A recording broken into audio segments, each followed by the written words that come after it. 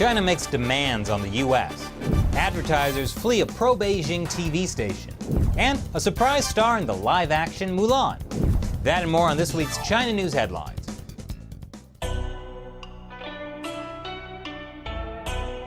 This is China Uncensored. I'm Chris Chappell.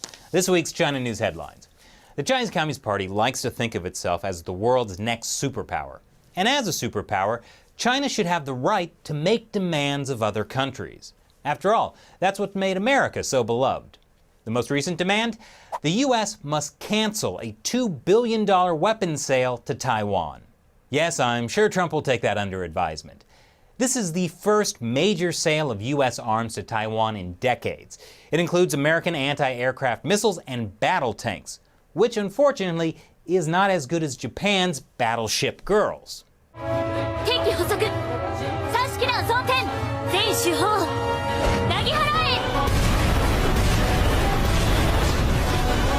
Yes, those girls are also battleships. Japan is a special place, one where they ship those characters, literally. But the Chinese demands don't stop at battleship girls. I mean weapons sales to Taiwan. China is also demanding an end to U.S. tariffs. True, the Chinese Communist Party hasn't actually agreed to the reforms the U.S. has demanded in return for ending tariffs. But there's a long history of the party not doing what the U.S. demands, so why shouldn't they keep getting away with it? It's tradition. Anyway, Chinese diplomats are warning of disastrous consequences if the U.S. treats China as an enemy. But according to President Trump, trade talks are doing very well, which is also what he said at the end of May, and in mid-February, and in early January, and the beginning of December. Trump is clearly a glass-half-full kind of guy. But the tariffs may also be affecting demand for Bibles. Apparently, millions of Bibles, some estimates put it at 150 million or more, are printed in China each year. But proposed 25% tariffs on Chinese goods also include tariffs on all books printed in China. And that could mean the good book gets a good deal more expensive. According to Jeff Morin, president and CEO of Biblica, the International Bible Society, the tariff would dramatically affect the number of Bibles we are able to print and give away, impacting the religious freedom of individuals in countries where Bible access is limited and non-existent. Now, I'm all for printing Bibles, but here's the thing. It's not a Bible tariff. It's a book tariff that affects all books. And it just so happens that the two largest Bible publishers in the United States are owned by the multi-billion-dollar publishing conglomerate HarperCollins. And HarperCollins might be hoping to keep making those big profits on the best-selling book in America and on all their other books that are printed in China too. But really, should the U.S. government go soft on a regime that's closing churches, jailing pastors, and even rewriting scripture? I wonder what the Bible would have to say about that. But back to China's demands. As you may have heard, Hong Kong has erupted in protest over Beijing's growing influence in the city. The one country, two systems model, where Beijing lets Hong Kong keep its freedoms, hasn't exactly been going well. But when Hong Kong pop star and activist Denise Ho brought that up at a recent UN meeting, the Chinese representative demanded she be quiet. The one country, two systems is nearing its death. Protests are still ongoing. There is a point of order. I give the floor to China. In fact, the Chinese representative interrupted her twice, which was pretty impressive since her speech was only 90 seconds long. Apparently, the Chinese side was upset at her for baselessly attacking the one country, two systems arrangement. Meanwhile, more Hong Kong protesters have been arrested.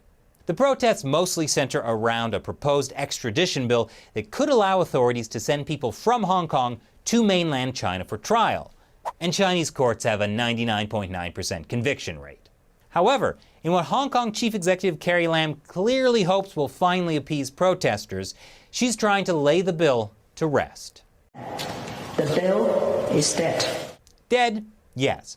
But she has repeatedly refused to say the bill has been withdrawn, which is the phrase everyone wants to hear. Why? The bill is dead is a political description, and it is not legislative language. Civic Party lawmaker Alvin Young told the BBC, adding that the bill was technically still in the process of a second reading. So the bill is dead, but still alive.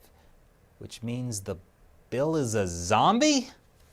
In other Hong Kong news, advertisers are fleeing from TVB, the main Hong Kong cable broadcaster. That's because TVB is believed to have an increasingly pro-Beijing bias, and one of the advertisers to bail is Pocari Sweat. Pocari Sweat is like Japan's answer to Gatorade. I drank plenty of it when I was in Hong Kong, even though the name makes it sound like the bottled sweat of a Pokemon. But to prove that TVB doesn't have a pro-Beijing bias, a TVB spokesman told my favorite Chinese state-run media, the Global Times, Pocari Sweat's comments are designed to please protesters, which equals to bowing to violence. Yep, no pro-Beijing bias there. The Global Times went on to say the Japanese company would likely face tough sanctions on the mainland for adopting a wrong stance. What's that, Shelley? TVB has denied they issued that statement to the Global Times. Are you saying that the Global Times might be lying? I don't believe it. Meanwhile, some Chinese netizens are accusing Pocari Sweat of supporting Hong Kong independence and calling for a boycott. Yes, today is the day that Hong Kongers will be led to independence by a sports drink. And GZN48, a Chinese girl group with 61 members, is cutting ties with Pocari Sweat. China is also a special place. After the brouhaha, Pocari Sweat's parent company issued a vaguely worded apology, but seem to still be pulling their ads from TVB. And Pocari Sweat sales have surged in Hong Kong.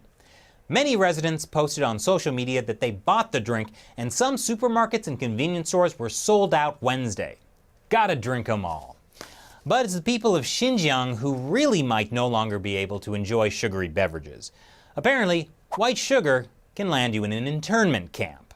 The Chinese Communist Party has been cracking down on what it calls terrorism in Xinjiang. That involves putting more than 1 million of Xinjiang's mostly Muslim ethnic Uyghurs in internment camps, and also building the world's most intrusive surveillance state there. And everyone knows that the most dangerous tool in any terrorist's arsenal is white sugar. It's now a controlled substance in Xinjiang. Why?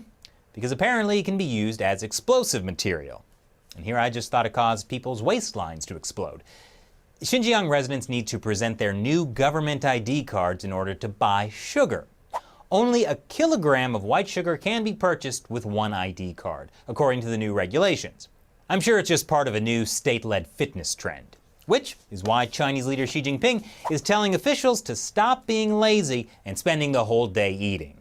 There's a reason Chinese officials might seem to be lazy. More than 1 million officials have been punished in Xi Jinping's so-called anti-corruption campaign. So Communist Party officials aren't being lazy, they're just too afraid to do anything without direct orders. So they sit around all day and stress eat. I totally get it. Xi Jinping went on to tell them, be brave to handle heavy burdens, crack hard nuts, and handle hot potatoes. Look, Xi, if you're going to tell people to stop eating, you really should avoid food metaphors. Speaking of protruding guts, the Beijing bikini. Found across China, not just Beijing, it's a proud and noble tradition to help men cool off in the summer heat. Unfortunately, it's being banned in some parts of China. Maybe this ban will be the final straw that makes Chinese people demand an end to the Communist Party's authoritarian rule. In China, you're not allowed to bring a live chicken on the subway, at least in the city of Chongqing. I mean, makes sense. Bird flu is sort of a problem there. But when one woman recently was told she couldn't bring her live chicken on the train, she did what any reasonable person would do. She killed it on the spot. Technically, that chicken now counts as food. And finally, the trailer for the live-action version of Disney's Mulan is out. And the first thing I noticed was, man, the father sure looks like Xi Jinping. Maybe he's looking for another career after the Chinese Communist Party falls. Anyway, I'm still disappointed I wasn't asked to play the lead role of Mulan. I can do kung fu, and what better way to prove that in the 21st century, race and gender don't matter? Wait, what's that, Shelley? Yes, you're right. I should be Mushu. And now it's time for me to answer a question from one of you, a fan who supports China Uncensored with $1 or more per episode through the crowdfunding website Patreon. Robert asks, where does one go to ask questions for the show? I'm trying to figure out why Hong Kong hasn't backed off the treaty yet. Are the communists involved in forcing it through? For the first part of your question, Patreon supporters like you can leave your questions right where you did, as replies to any of the videos we post on Patreon. As for your next question, I'm going to assume the treaty you're talking about is the extradition bill. If passed, it would be like a treaty that allows Hong Kong authorities to send criminal suspects to mainland China for trial. Why won't the Hong Kong government back down? It might be because Beijing doesn't want to look like it's giving in to the demands of protesters. Imagine what kind of precedent that would set for the rest of China if word ever got out that protests can actually force the Communist Party to change its policies. Thanks for your question, Robert. And thanks to everyone watching. We could not make this show without your support, whether it's supporting us through Patreon or just watching and sharing the show with your friends and family. So, thank you from me and everyone else on the China Uncensored team. Once again, I'm Chris Chappell. See you next time.